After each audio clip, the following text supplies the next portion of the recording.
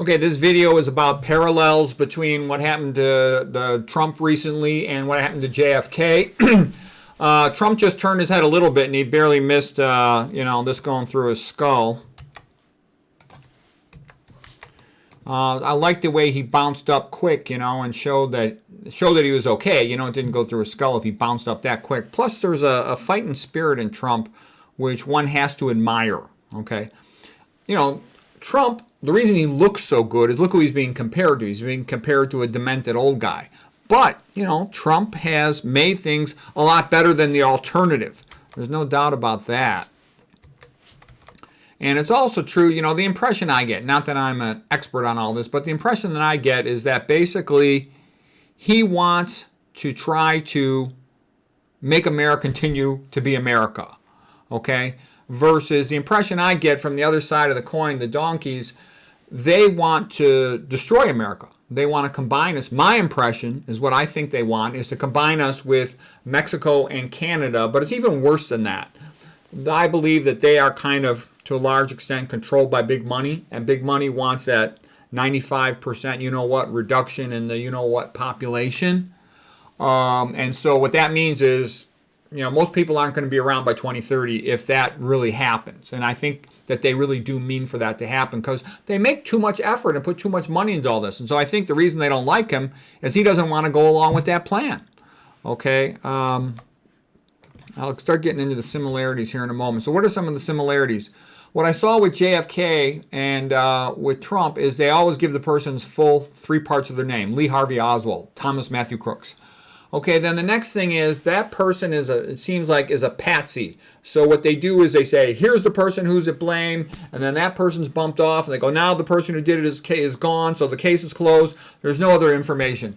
But when you look at it more closely, there were multiple shots fired too quickly, too close to being simultaneous, that they had to come from multiple persons doing it. Okay, it wasn't just one guy. That one guy is a convenient patsy, like some crazy person.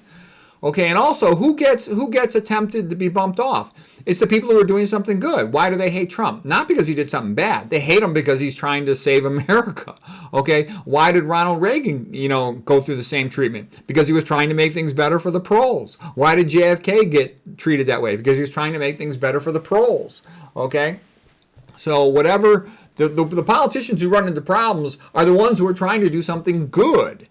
So I watched a whole bunch I studied this a bit, okay, and I can tell you, it totally looks like there were so many failures. There wasn't one isolated failure. It was as if they wanted it to happen, was what the impression I got by a lot of people who were supposed to be protecting Trump, was the impression I got from watching it. Okay, and who's behind it? In my impression, I think the donkey party is really the cow, then the moon, then east party.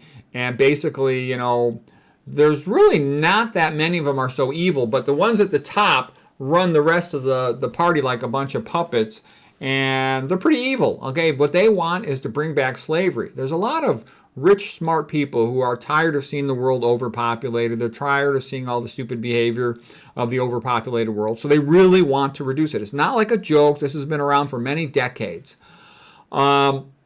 And then who wants to take over? And I think that's who it is again. The cows of the moon, of the east, because the way you can do that is you have to centralize everything. And it's almost easier in a sense now than it was in the past, I think, because now you've got centralization through computers, and they want to make everything trackable. That's why they want electronic cars with a GPS. That's why they want a cashless society.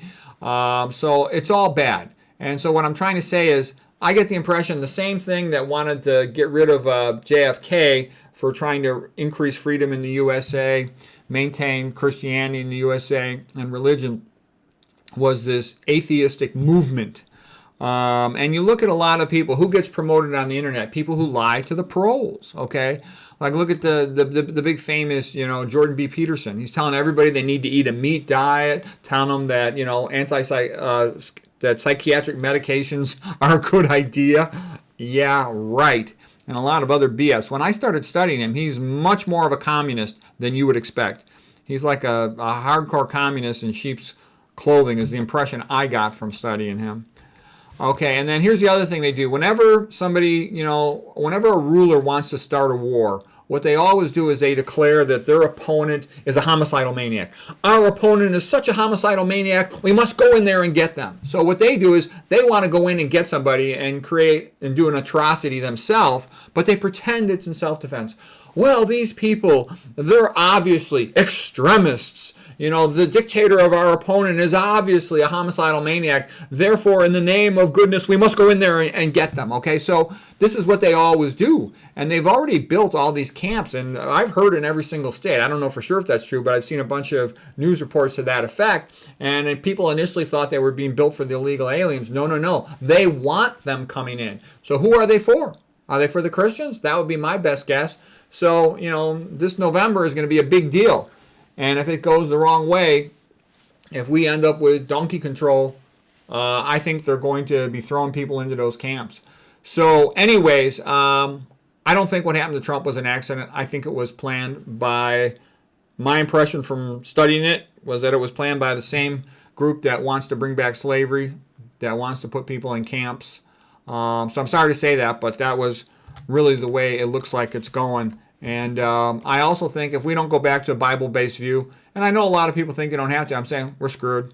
Because without a Bible-based view that values the individual, individuals have no rights, and we're going to lose them. You know, our individual rights are enshrined in the Constitution and the Declaration of Independence, but once you go down the path of atheistic Darwinism, which is what our country has done, atheistic Darwinism says there's no such things as humans being a unique thing. Humans are simply a primate that talks, a talking monkey. They have no intrinsic value, no intrinsic rights. No one owes them anything. Once you go down that path of atheistic Darwinism says might is right, survival of the fittest. So whoever's got the most power, the most money, etc., and other types of power, they get to do whatever they want. And that's why rulers want that. They can declare themselves a god, give themselves carte blanche to do whatever they want. So the reason why you want religion, if you're the little guy, which is most of us, is that it says that we're all of value, equal in the eyes of God, okay? That we deserve rights like, you know, free speech, property, privacy, and all these other things.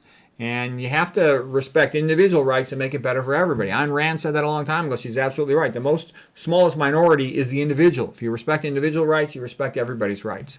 And hopefully we will go down that path because it's not too late. America could still be a good country. So I hope things are going to turn out okay. I don't know what's going to happen, but anyways, for what that's worth, hope that was interesting and useful to you.